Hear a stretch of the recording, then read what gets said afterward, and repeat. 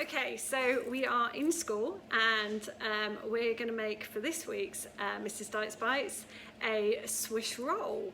You usually get to make this in year 9, so they will be looking at this video and work how to use it, but I challenge all of you to make your own Swiss roll at home. A little bit more of a technical cake and some nice rolling technique in there too. Enjoy!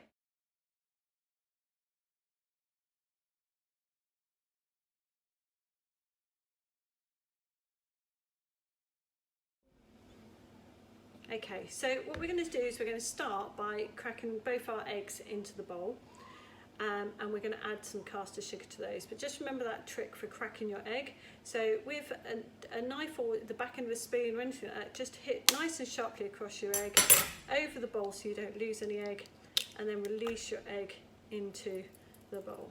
All right, just make sure you haven't got any shell in there. And then your other egg as well.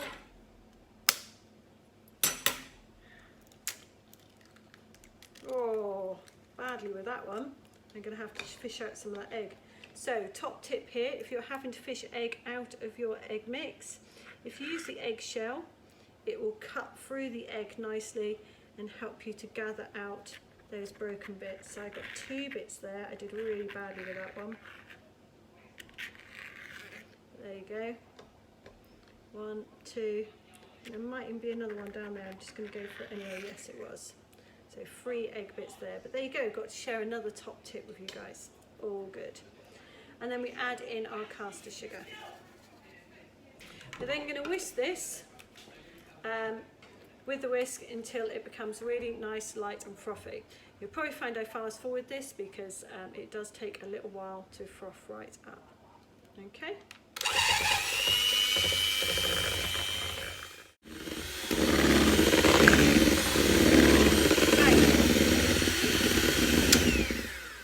So apparently this is done if I can make a pattern in it and it lasts for about 3 seconds.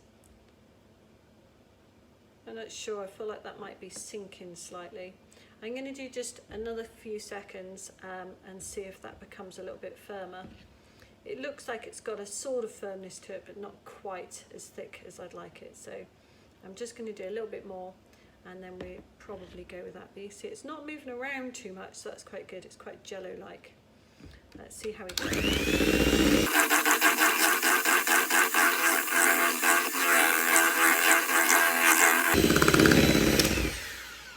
Okay, so I feel like now, if I look at that shape, that is actually holding, and that has for about the 3 seconds as advised on the recipe. So I reckon that is probably thick enough for me now to start adding the other ingredients. Okay, so we're going to slowly fold in the flour now using a spatula. You could use a wooden spoon for this, or a wooden spatula, or anything like that, but it's all about the folding and doing it as gently as possible. Okay, and it's a little bit at a time, so we're not just slopping it all straight in. And this is going to help a little bit with our texture in the sponge. The air in the sponge all comes from all that whisking we've done with the eggs. What we don't want to do now is kill all of that whisking that we've just done. But at the same time, we want all that flour to be mixed in. So it's a gentle turn. Always bring it to centre, and you can see I can see dry bits of flour in there, so I'm just trying to make sure that each time I see them I scoop.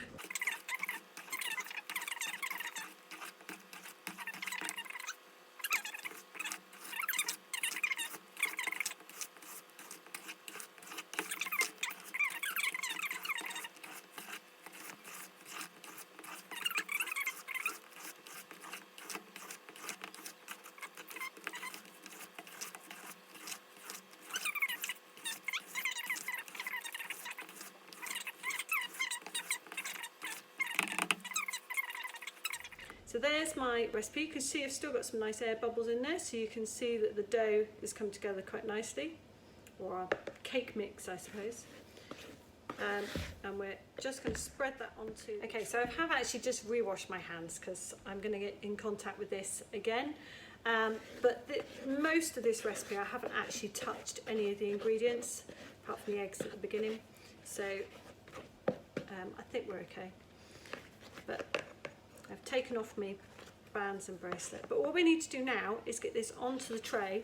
What we don't want to do is to have to spread it too much, because we'll lose all of that lovely air. So we're going to try and get it onto the tray, and then sort of jiggle it till it rests nice and flat. It will expand outwards as well when it's cooking. You just need to watch the edges. You don't want the edges to burn, so you want the edges to be dark but not black. Right, so if I just give that a little bit of a wriggle, you'll notice I put it onto greaseproof paper. That makes it a little bit easier when we bring it out. I'm just going to try and move it around my board a little bit. So I've got a little bit more cake there.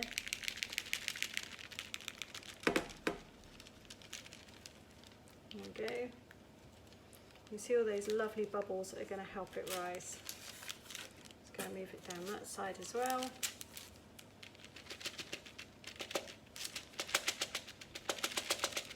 There we go. Cool. And in the oven it goes.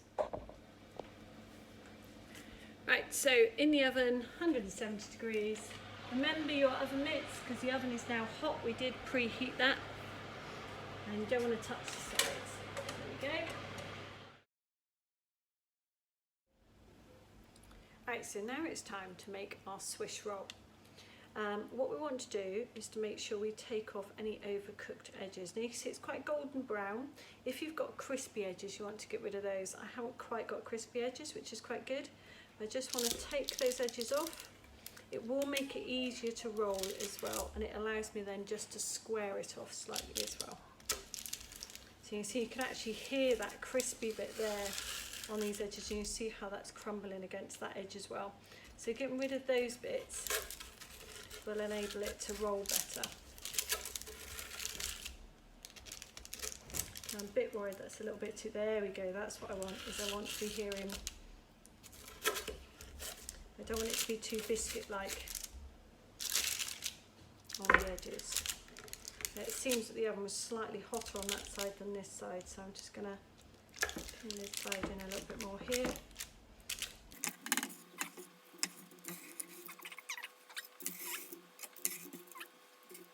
Right, now what I want to do is turn it out onto this greaseproof paper, so that then I can peel off the back of this, but I'll show you, and get my jam in on it. So this will actually go over, and I have to turn that over like so. Alright, so again, washed my hands just before this because I'm in contact with the actual recipe. And now what I want to do, this is where the magic happens, I want to peel this off. There we go. Ta-da! And now what I can do is I can add my jam into the centre. Good if I use a knife rather than the palette knife. Right, and you can spread this all over. You do need to do this stage when it's hot, because if you do it when it's cold, this sort of biscuit edge that I was struggling with ends up all the way through, so you can end up with a biscuit as a cake rather than a nice roly-poly spongy cake to work with.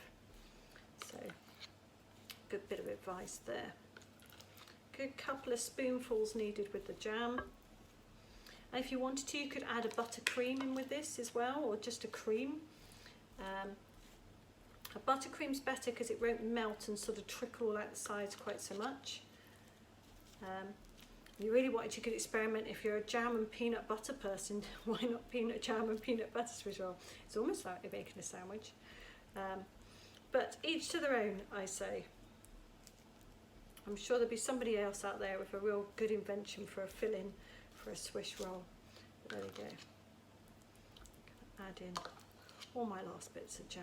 Make sure we get this fully worked in. There we go. Right. And now for the clever bit. This is where we need to turn in the end. Now this end is a little bit firmer than the other end, so I'm actually going to start with this one because then I can tuck in all my horrible crumbly bit into the roll. So you can see there it's breaking there. As long as that's inside, at least I'm not having to worry about that being too visual. But then I've got this lovely soft bit of Swiss roll. You can see there, this is lovely and soft here around the edge, and that's going to help me just to get that roll. Pull this back a little bit, and then you can move a little bit more. And you can see I've got my hand gripping here. This hand's the one doing the rolling. This one's not pulling this over too much for this. And a little bit further with that one. There we go. A nice little snug roll with that one. And then I've just got to bring this back this way. Oh look, stuck very slightly there. We all have these tragedies in our cooking. Not always perfect. I'm just going to try and peel that back so that actually it doesn't come off anymore.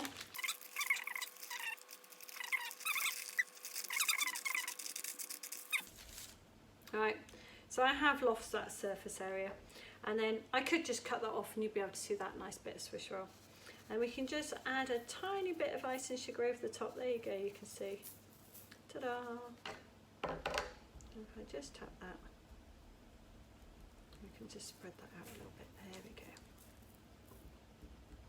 And there is our jam roly-poly. Now, if I cut this, I'll be able to see how well we've done.